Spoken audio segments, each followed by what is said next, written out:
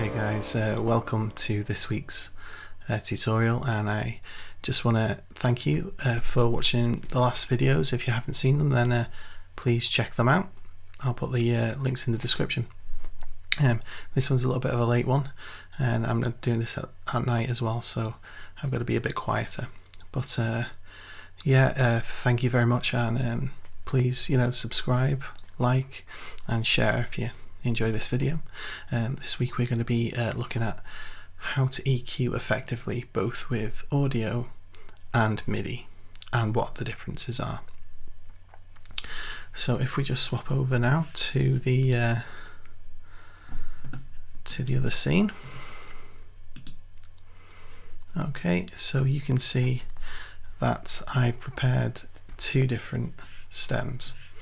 One ukulele and vocals, a live thing, and the other one is a kind of half-baked orchestral synth arrangement. Yeah, so this is like an idea that I could possibly go on and do a little bit more too. And I want to show you the differences that I do when approaching stuff like this. So first of all, we're going to look at the live ukulele vocal thing. Just listen to a few seconds of it.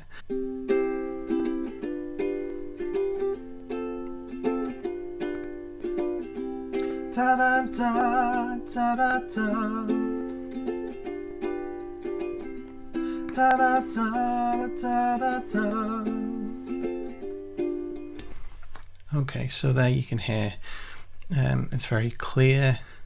The dynamic range is a little bit subdued because there's some frequencies that aren't getting in the way. Okay, so on our mixer you can see I've got 3 EQs.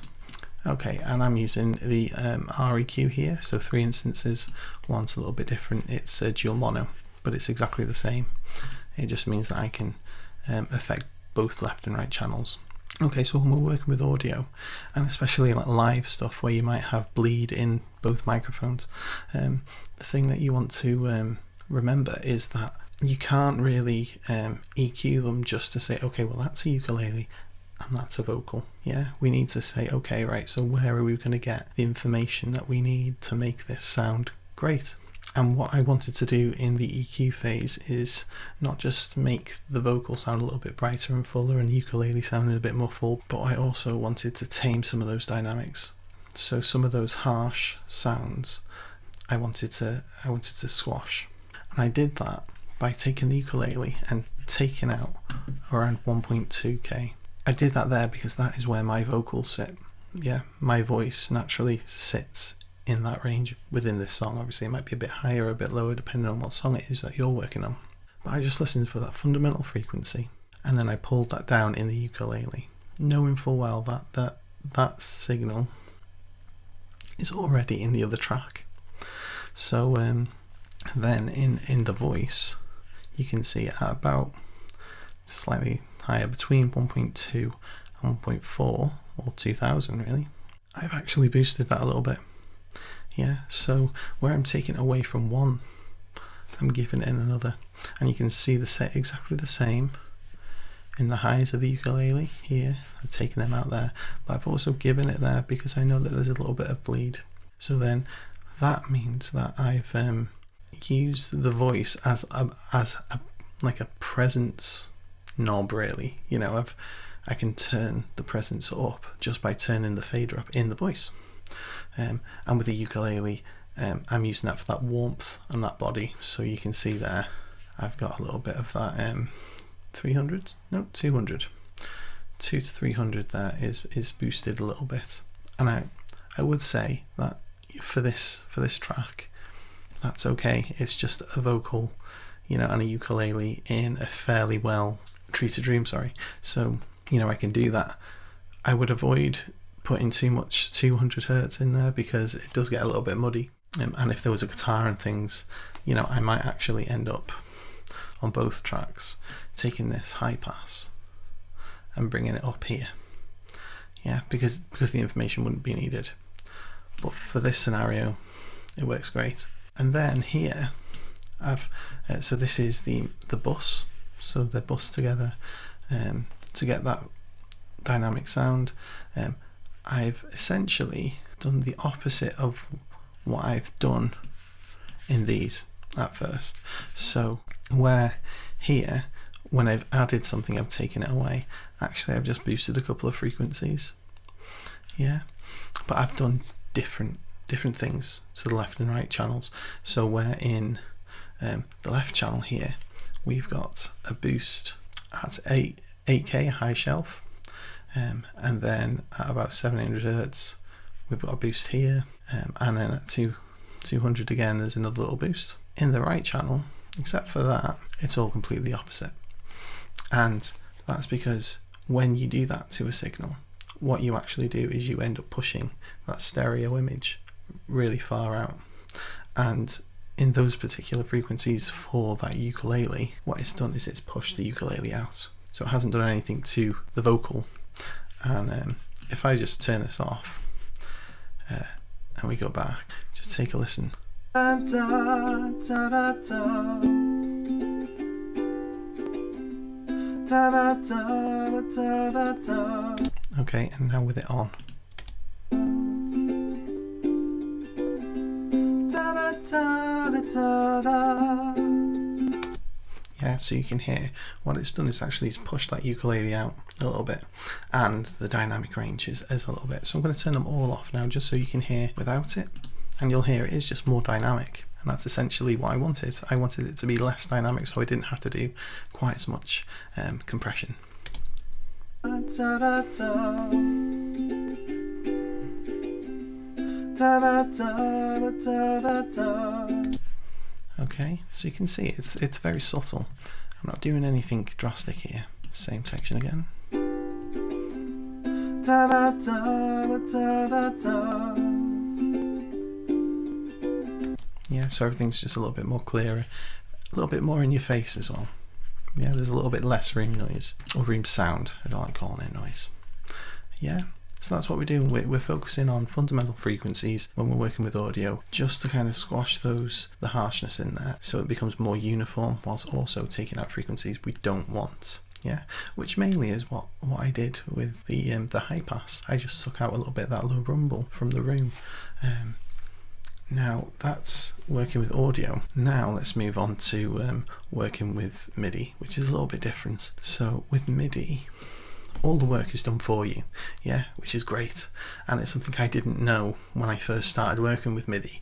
So this track that I've half wrote, you know, what I've tried to do is give you a little bit of a flavour of some strings, some horns, a synth bass, which you'll probably have if you're writing epic music, or even just if you're wanting to bump up a little bit of your staccato or spiccato strings, some low percussion and some high percussion, so that you can see which ones actually need to be EQ'd and how they might need to be EQ'd differently just to sit well in the mix. Okay, so I'm going to let you have a quick listen now. We might have an overload, we might not, we'll see how far we get.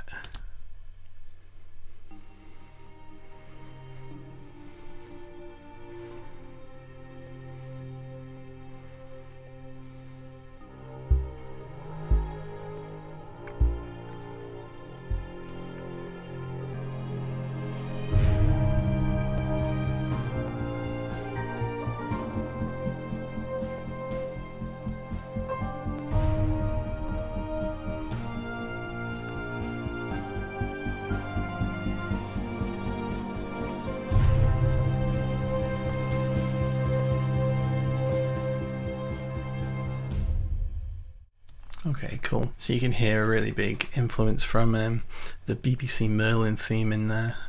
I watched it a few months back and I think it's coming out in some of my compositions now, which is good. So yeah, at a later date I might actually finish this, flesh it out a little bit, but you can hear that even now with only 10-15 tracks, we've got quite a full rich sound, and all of these elements are working well together. Okay, so we're just going to look individually at each section and you'll see it's not a lot, not a lot at all, because we don't need as much processing. So where I might just be like taking a little bit of build up of room noise out, or if there's not too much of one frequency that's going into something else, then I'll take a little bit of that out as well. Yeah, because if I know I'm going to put reverb, for instance, on the strings, I know there's going to be a big build up in that reverb between 500 and 800 hertz. So right now I've preempted that, and there was already a lot of that frequency in these samples that I've used, which these samples are Spitfire Studio strings and Albion 1 as well. I've kept all of these libraries quite attainable as well. So you've probably got the stuff that I'm using here. So as you can see, all I'm using is high pass, a little bit of a shelf just to add a little bit of brilliance, a little bit of brightness, and I'm just taking out some of this mud. So if we just take a listen from here.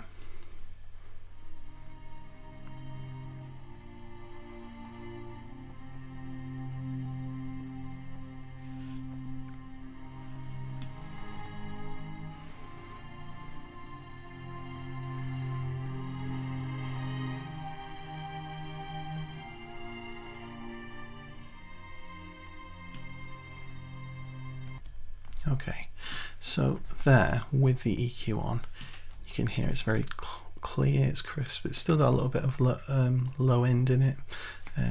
The strings don't go down that low, I'm leaving that to the synth bass at the moment, but if I was to flesh this out, then I'd put like spiccato strings in there that would just flesh out that low end and give it a really big weight. Then obviously go into the percussion, I'd fill that out a lot more, and the trumpets and horns I'd probably be doubling or tripling as well, but I'd still be doing exactly the same stuff to it. Okay, so this is without just that last section.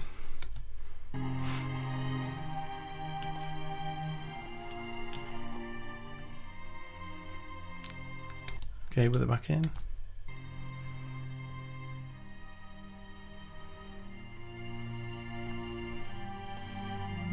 Okay, and what I want to do is I just want to show you, I want to accent this. I'm actually going to pull this up and you're going to hear exactly what I mean by mud. Yeah, so this is what you're going to be listening out for.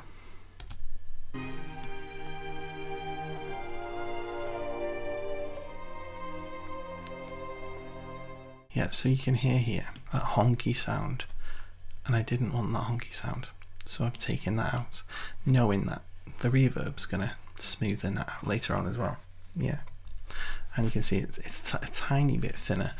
If I was to take this low pass and bring it up to 120, then it would be more noticeable. Okay, so I'm going to go to the horns now. I'm just going to have a look at the channel EQ for the horns. Okay, it's a little bit more work that's been done here, but again, fundamental frequencies. So horns generally, if I turn this on now, what you will see is that the horns kind of sit in this 250 to 2K range. There's some harsh harmonics that are usually around 4K, 4 or 5K. In this case, 4K was quite harsh, and 5K actually I added a little bit more in just for it to cut through a little bit because I wanted it. Yeah, so it's not always that you need to take out all of those frequencies.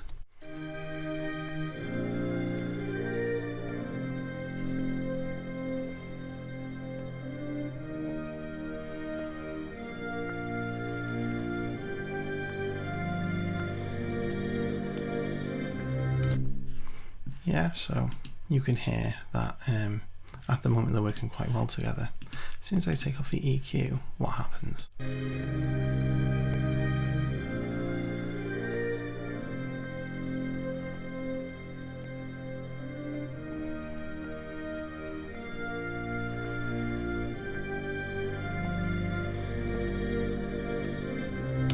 So there you can really hear that 800 in the strings is getting in the way and masking what is in the horns. So that is another reason as well why I've taken it out. Okay, so let's move on. The drums are really easy. Just put high shelf. Yeah, because they didn't need anything doing to them. However, if we go over, I've actually put a channel EQ on an Easter Island hit. So again, from Albion, I'm using that. And typically you see a lot of producers doing this, and it's a really good tip. So you end up with a big boost down here. I've only put a small one because I'd be adding percussion to this as well, low end, a big cut in the low mids, and then a boost between 800 and 4K. And that's because this is where you hear the snap of the string.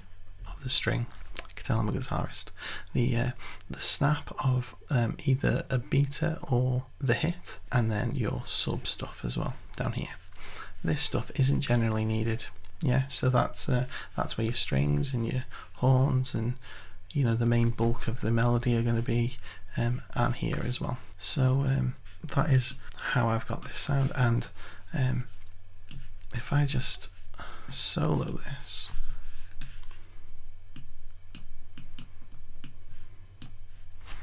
okay, so you can take a listen to it with and without. But now the hit is getting in the way of the horns. So where I was taking stuff out of the strings to get out of the way of the horns, I was also now taking stuff from that mid-range, that low mids, so that the Easter Island fits better, because they're a very flappy drum anyway, that's just the nature of that patch. But there are things that are going to be sitting in that range, such as the synth bass. Okay, so if we the synth bass I didn't do much to, and that's why I've frozen the track.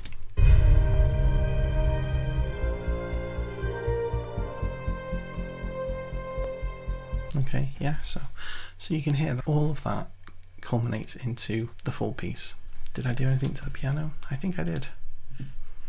I think I just added a big shelf. Yeah, big shelf, and I cut out the lows as well, because piano is one of those instruments that it kind of is just everywhere. So I didn't want any of the low end. The mid-range was okay, I suppose. Bit of a 2K boost, because there seems to be some nice harmonics that come out of pianos at around 2K, so that's just something I just generally do. I didn't even listen to it, I just threw it on. I went, yeah, that sounds alright. and then I added the high shelf. Okay, we'll take a quick listen to that.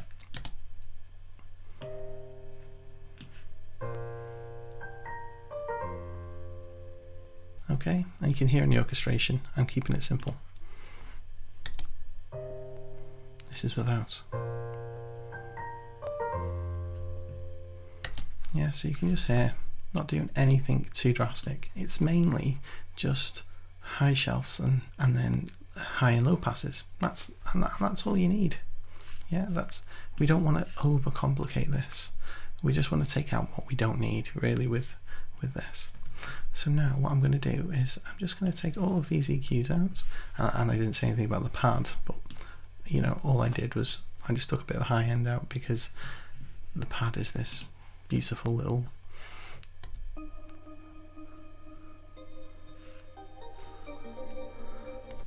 so if I turn that back on, you'll just see I mute it. I just make it very muted. And that was just so it didn't cut through so much. I wanted that delay kind of paddy sound, but I didn't want to commit, sadly. Okay, so this is the track, maybe just this last section, with and without.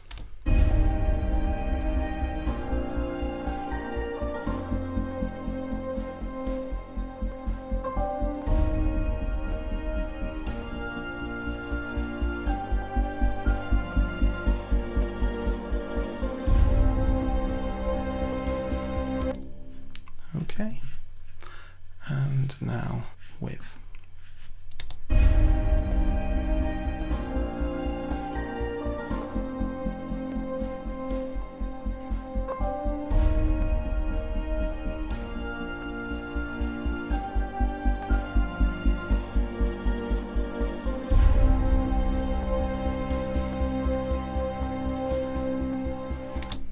Okay, so yeah, that's how I EQ, guys, usually on a bit of a bigger scale to this. I've usually got between 30 and 80 tracks, but I usually bounce these down to audio, and then I make my decisions from there. But we'll come back to this track, and we'll see what we can do with it. If you've enjoyed this, please subscribe. It would be lovely.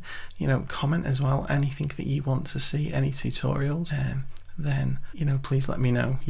I'm very open to suggestions, especially at the moment where I'm experimenting with what I'm making. Okay, well, until next time, see you later.